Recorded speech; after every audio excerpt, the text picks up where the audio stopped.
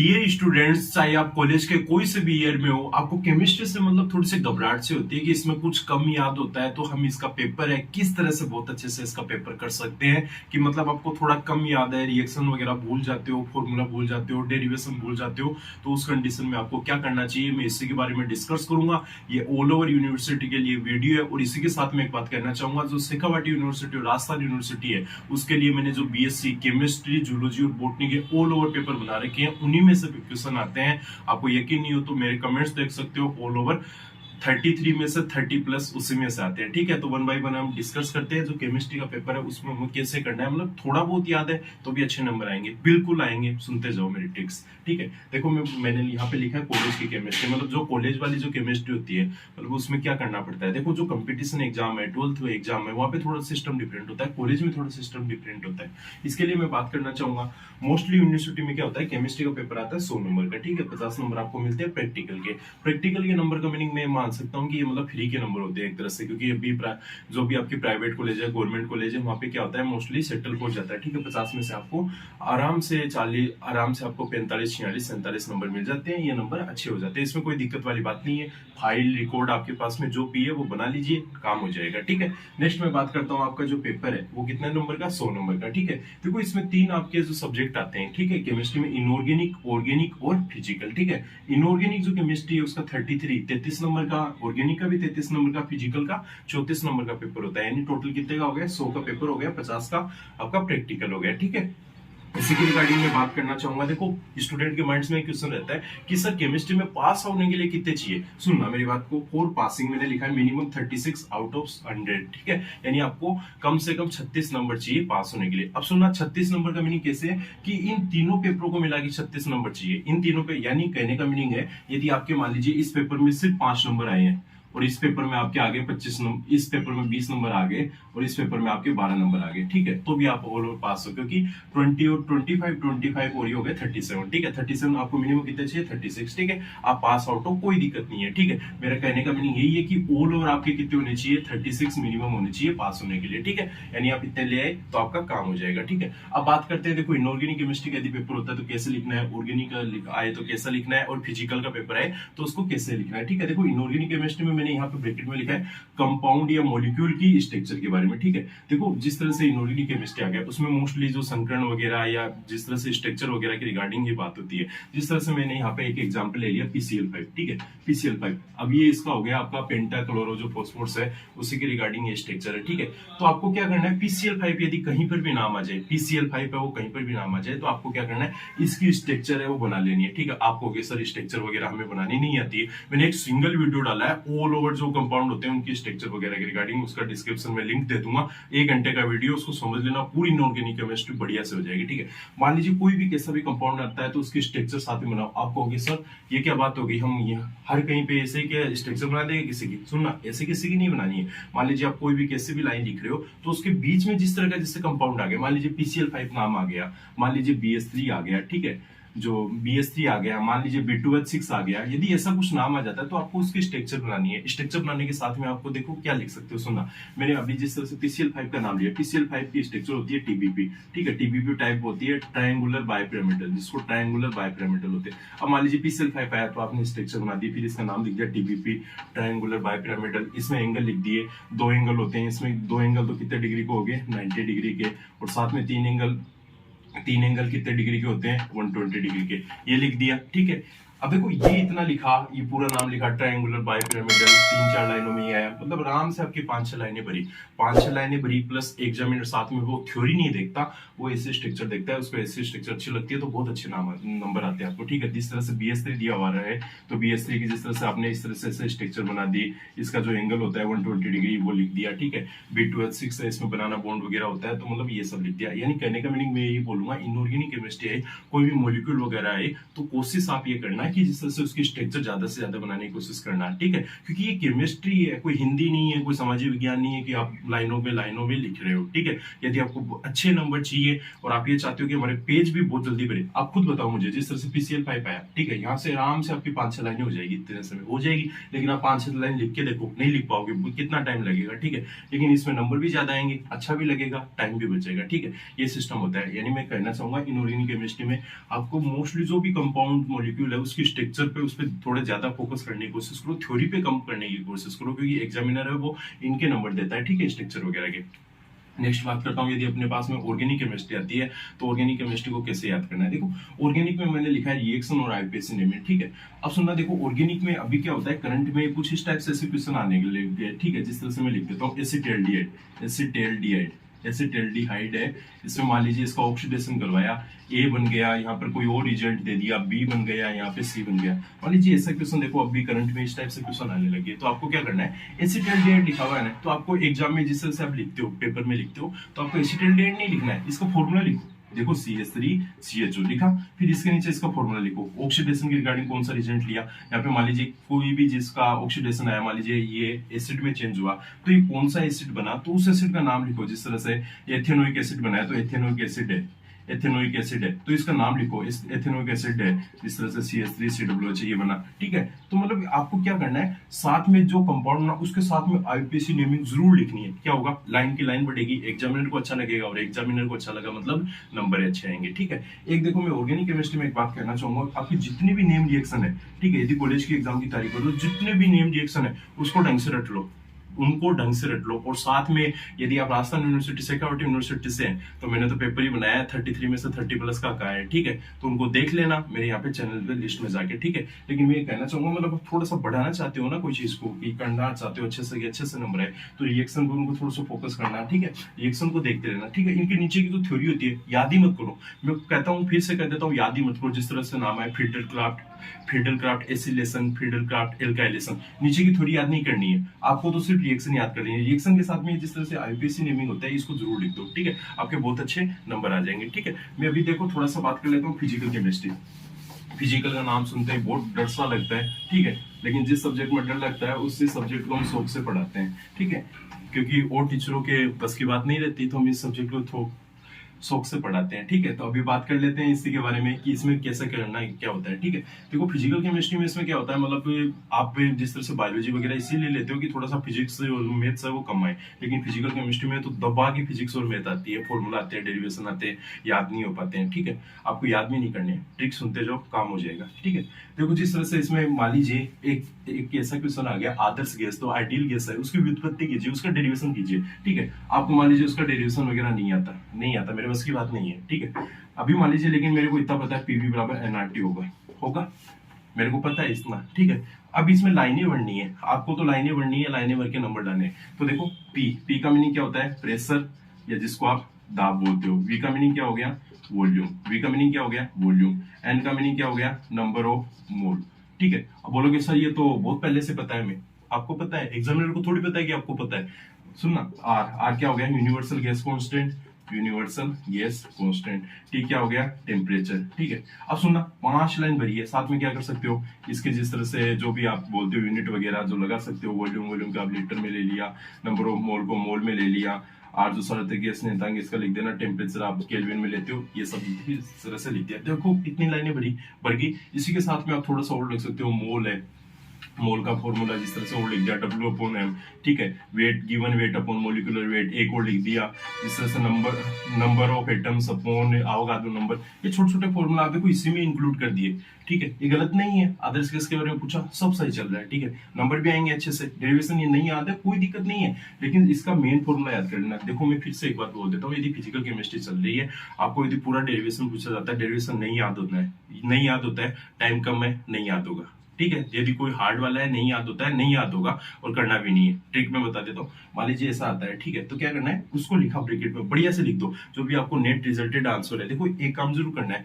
जो भी आपको डेरिवेशन वगैरह पूछा जाता है, आपको पता है कि ये तो आएगा, मैंने बता रखे हैं ये आएगा, ठीक है। तो उसको तो ढंग से क्या कर लेना है, उसका जो रिजल्टेड आंसर है ना, जिसको ब्रैकेट में लिखा जाता है, उसको ढंग से रट्टा मार लेना है। रफ कॉपी में चाहे 4 वर्ड लिखो चाहे 10 वर्ड लिखो, उसका रिजल्टेड तो रट्टा मार सकते हो ना, ऊपर नीचे का मान लीजिए नहीं आता रिजल्टेड तो याद कर सकते हो। तो उसके रिगार्डिंग मतलब जो आपको ऐसा जिस तरह से ध्यान में होता है वो तो लिख ही सकते हो। जिस तरह से मैं देखो एक एग्जाम्पल और लिख लेता हूँ।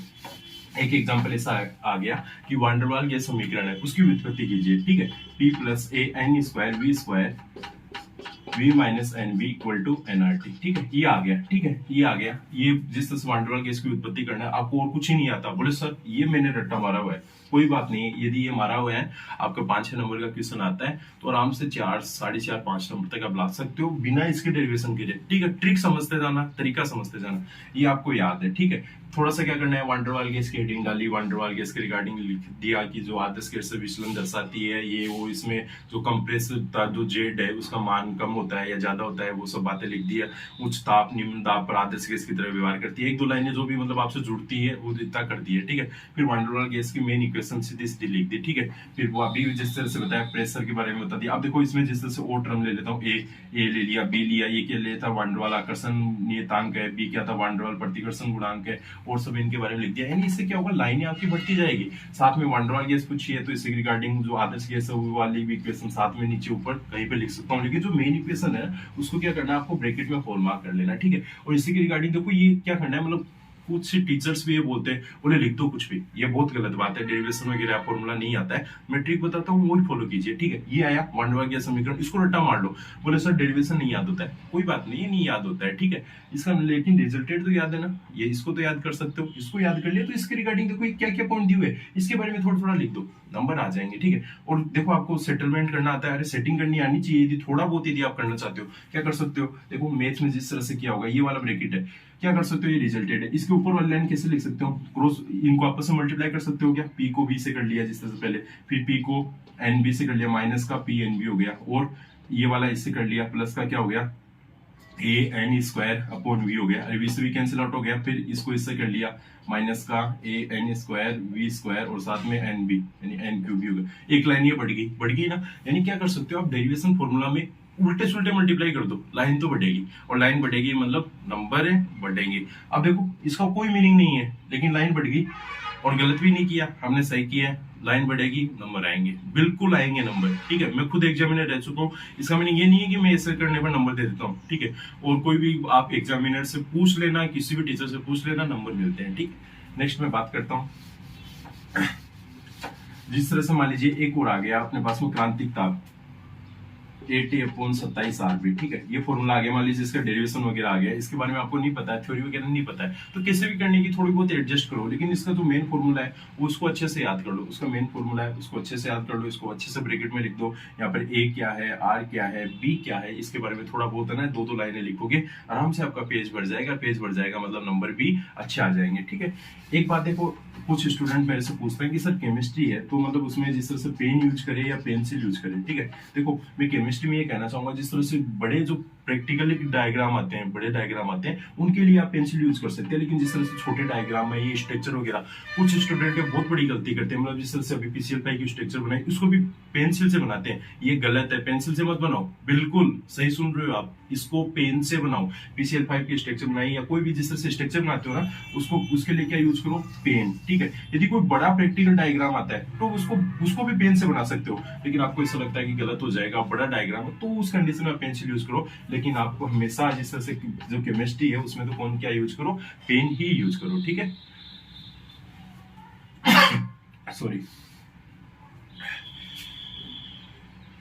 सॉरी इसी के रिगार्डिंग में देखो आगे बात करता हूँ। केमिस्ट्री का पेपर है, इजी होता है, कोई इतनी हार्ड वाली बात नहीं है, सिर्फ आपको तरीका मेथड का पता होना चाहिए। देखो मैं फिर से बता देता हूँ, इनऑर्गेनिक केमिस्ट्री तो कंपाउंड मॉलिक्यूल की स्ट्रक्चर ज्यादा से ज्यादा बनाने की कोशिश करो।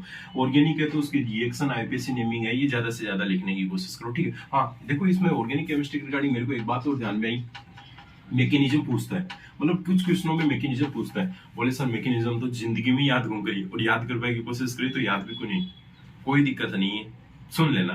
ट्रिक मैं बता रहा हूँ, ठीक है। देखो उसमें क्या होता है, मैकेनिज्म से पहले आपको कोई भी रिएक्शन दी जाती है, जिस तरह से मैंने बोल दिया क्लीमेंसन ऑफ चेन है, वोल्फ-फिश्नर है, जिस तरह से कोई भी कैसे फिडल-क्राफ्ट एसिलेशन है, कोई भी किसी का भी मैकेनिज्म पूछा जाता है, आपको क्या करना है, पहले इसकी पूरी जो मेन रिएक्शन होती है वो रिएक्शन लिखो। मैकेनिज्म में क्या करना होता है, जिस तरह से मैकेनिज्म मान लीजिए मोस्टली जो benzene, aniline, alcohol, sorry phenol है, इनकी मैकेनिज्म में पूछा जाता है। तो आप क्या करते हो, मोस्टली देखो ये जो पाई इलेक्ट्रॉन वाला, इसको इधर से इधर शिफ्ट करते जाते हो, फिर बाद में नेक्स्ट वाले में इधर से इधर किया, इधर से इधर किया। आपको नहीं भी आता है ना शिफ्ट करना, तो भी इस तरह से जो डायग्राम है, अरे जिस भी टीचर से पढ़े हो, जिस भी बुक में, तो थोड़ा बहुत तो दिखता तो है ना, कोई दिक्कत नहीं है कि गलत हो जाएगा सर हमारा, कोई दिक्कत नहीं है, थोड़ा बहुत लेकिन शटल करने की कोशिश करो। क्रिया विधि मैकेनिज्म लिखा और उसको छोड़ दिया, ये तो नंबर नहीं मिलेंगे। लेकिन जिस तरह से जो बेंजीन वगैरह आई है, उसमें एरो का साइन जो इलेक्ट्रॉन है उसको दर्शाने की कोशिश करो, नंबर अच्छे मिलेंगे, ठीक है। मैं सही बोल रहा हूँ, इस बात को समझ लेना, क्योंकि मैकेनिज्म आती है, मैकेनिज्म याद नहीं हो पाती है। तो क्या करना है, जिस तरह से वही इस रिएक्शन का जो भी आपने क्रियाकारक लिया था स्टार्टिंग जिससे किया और प्रोडक्ट किया, इसको घुमा फिरा के 3-4 स्टेप में रेजोनेंस कराते हुए इसको नेक्स्ट स्टेप तक सेटल करने की कोशिश करो। सेटल करने की कोशिश करोगे, नंबर आएंगे, ठीक है। मान लीजिए कि 5 नंबर क्वेश्चन है, आपकी रिएक्शन सही है, मैकेनिज्म में आपको पता है, मेरे को पता है 19-20 है, कोई दिक्कत नहीं है, 4-1 नंबर 3-3.5 नंबर आ जाएंगे। लेकिन यदि कुछ ही नहीं लिखा है, इसकी जगह कोई दूसरी रिएक्शन लिखा है, तो नंबर बहुत कम मिलेंगे, ठीक है। समझ पाएगा मेरी बात को। नेक्स्ट मैं देखो इसमें बात कर लेता हूँ कि मतलब केमिस्ट्री के नाम से कुछ स्टूडेंट ऐसे घबरा जाते हैं कि पता नहीं क्या आएगा, ये आएगा। तो इसके रिगार्डिंग एक बात और है, हाँ, कि केमिस्ट्री जिस तरह से फिजिकल केमिस्ट्री है या ऑर्गेनिक पढ़ते हैं, तो क्या होता है कि मतलब एग्जाम हॉल में जाते ही तो लगता है कि हाँ ये क्वेश्चन भी आता है, ये क्वेश्चन भी आता है, लेकिन मेरा माइंड इतना है कि 10 मिनट में सब साफ हो जाएगा। अभी कौन सा क्वेश्चन करूँ, सबसे बड़ी बात है कि ये 10 मिनट में तो साफ हो जाएगा सब कुछ, एक क्वेश्चन को लेके बैठूंगा 40-50 मिनट लगेंगे और फिर दूसरा तीसरा क्वेश्चन सब साफ हो जाएंगे। यदि ऐसी किसी के साथ में कंडीशन बनती है तो सुनिएगा, मोस्टली जो यूनिवर्सिटी कॉपी है कितने पेज की आती है, 40 पेज की, ठीक है। आपको पहले जिस तरह से मान लीजिए इतना ही माइंड है कि सब 10-15 मिनट में साफ हो जाएगा, अभी भी रट्टा मार के आए हूं घंटा भर पहले, ठीक है। तो ऐसी कंडीशन में क्या करना है कि जिस तरह से आपको जो भी रिएक्शन, जो भी फॉर्मूला, जो भी डेरिवेशन है, ऐसा लगता है कि ये साफ हो जाएगी, 40 पेज है, उसको पीछे पीछे वाला पेज है, जो 40 नंबर का पेज है, वो उठाओ, उसमें जो भी आपके रफली अपने हैंड से उल्टी तिरछी बाकी टेढ़ी जो भी है वो रिएक्शन वहां पे लिख दो, वो फॉर्मूला वहां पे लिख दो, ठीक है। ऊपर लिख दो, रफ का आइए लास्ट वाले पेज पे, ठीक है। और जो भी रिएक्शन, जो भी फॉर्मूला वगैरह वहां पे लिख दो, ठीक है। इससे क्या होगा, वहां पे लिख दो, कोई भी वहां का आपका जो एग्जामिनर वगैरह वहां पे जो अवेलेबल जो एग्जीक्यूटिव है, वो ऑब्जेक्शन नहीं उठा सकता कि आप रफ का ये क्यों नहीं करे, ऊपर उसको दिखा देना कि रफ कार्य चल रहा है, ठीक है। रफ कार्य बोले मैं कर सकता हूँ, इसमें क्या ऑब्जेक्शन आपको, ठीक है। इसके लिए आपको कोई नहीं डांटेगा, कोई रिएक्शन है, कोई फॉर्मूला है, कोई डेरिवेशन है, ठीक है। यदि आपको ऐसा लगता है कि ये मैं भूल जाऊंगा कुछ देर बाद में, ठीक है, तो उसको पहले जाते ही लिख दो, पेपर जो ही हाथ में आया उसको ही जाते ही लिख दो। क्योंकि क्या होता है कि सभी हम, आपको भी पता है, मुझे भी पता है, मैं भी उस समय ऐसा ही करता था, ठीक है। आपके समय भी, ये अलग बात है कि समय गवर्नमेंट पोस्टेड है, बड़ी बड़ी कॉलेजों में पढ़ा है ऑल ओवर, लेकिन अभी की देखो मैं बात कर लेता हूँ, आप जिस स्थिति में हो कि अभी क्या हुआ, 10 मिनट पहले ही एग्जाम हॉल से बाहर बढ़िया से रट्टा मारे और वही एग्जाम हॉल में तुरंत एंट्री किया, वही क्वेश्चन आ गया, तो क्या होता है उसको भूलने के चांसेस बहुत ज्यादा होते हैं। तो उस कंडीशन क्या होते हैं, उसकी रिएक्शन, उसका फॉर्मूला, जो भी जिस भी टाइप का कोई याद, सबसे पहले उसको रफ कॉपी में खींच के लिख दिया, फिर उस क्वेश्चन को स्टार्ट करते हो, तो आपको ऐसा हड़बड़ाहट की जरूरत नहीं होगी कि मैं भूल जाऊंगा ये वो, ठीक है। ऐसी कंडीशन नहीं होगी, ठीक है। एक बात का ध्यान रखिए विशेष रूप से कि जिस तरह से केमिस्ट्री एग्जाम हो या चाहे कोई भी एग्जाम हो, थोड़ा सा एग्जामिनेशन एग्जाम सेंटर है उससे 10 मिनट पहले जाने की कोशिश करें। क्योंकि क्या होता है, हड़बड़ाहट में हम जाते हैं ना, तो जो याद होता है वो भी थोड़ा सा गड़बड़ हो जाता है। क्योंकि जिस समय कॉलेज में एंटर करते हैं, कैंपस में एंटर करते हैं, हॉल में, एग्जाम हॉल में एंटर किया, देखते हैं अरे सब लिख रहे हैं, ये भी लिख रहा है, ये भी लिख रहा है, मैं पीछे लग जाऊंगा। तो इस चक्कर में क्या करते हैं, हम खींच के लिखने की कोशिश करते हैं, उस समय थोड़ा सा गलत, इस तरह से सही नहीं लिखा जाता। तो थोड़ा सा जल्दी पूछने की कोशिश करें, ठीक है। आपको ऐसा लगता है मैं 10 मिनट जल्दी क्यों जाऊँ, 15 मिनट जल्दी क्यों जाऊँ, कोई दिक्कत नहीं है। जो भी आपकी डेज रैक है, जो भी वो साथ में ले जाओ, बोले साथ में ले जाओ, घूम जाएंगे वहां पे, पेज फाड़ के ले जाओ, कोई जिंदगी भर थोड़ी पढ़नी है, ठीक है। वहां पे कहीं भी सेटल कर दो, कोई सामने आसपास दुकान वगैरह है उस पर रख दो और फिर उसको आते समय ले आना, ठीक है। मैं देखो फिर से कर दूंगा कि जो केमिस्ट्री का पेपर है इतना हार्ड नहीं आता है, हार्ड आपकी जो सोच है उसको वो थोड़ी सी बना देती है, ठीक है। शेखावट यूनिवर्सिटी, राजस्थान यूनिवर्सिटी के लिए तो अरे मैंने खुद ने पेपर डाल रखे हैं बना के, कोई ज्यादा दिक्कत नहीं है। वही गिनती की मैंने 13, 14, 15 क्वेश्चन डाल रखे हैं एक पेपर में, और उसमें से वही आपके एग्जाम में 10 आते हैं, 10 में से 5 करने होते हैं, 5 की मैं श्योरिटी देता हूँ कि 5 में कि 10 में से 5 क्वेश्चन आपको मिल जाएंगे, ठीक है। घबराने वाली जरूरत नहीं है। उनको जाके मेरी BSc first year, second year और फाइनल ईयर है उसकी प्ले लिस्ट में देख लेना, आपके उसी में से 100% मिलेंगे। अभी यदि किसी को यकीन नहीं हो ना, तो इनऑर्गेनिक केमिस्ट्री का पेपर हुआ है बीएससी फाइनल का कल, ठीक है, उसके नीचे कमेंट देख लेना, पता लग जाएगा। और कोई एक सिंगल स्टूडेंट ये बोल दे कि मेरे बताए में नहीं है, तो मैं पढ़ाना छोड़ दूंगा यहाँ पे केमिस्ट्री के रिगार्डिंग, ठीक है। Okay, thanks so much for watching. और हाँ, मेरी वीडियो अच्छी लगती है ना, तो इस वीडियो को लाइक कर देना और नेक्स्ट वीडियो के लिए चैनल को सब्सक्राइब करके बेल आइकन प्रेस कर देना, जिससे क्या हो आपको नेक्स्ट वीडियो की अपडेट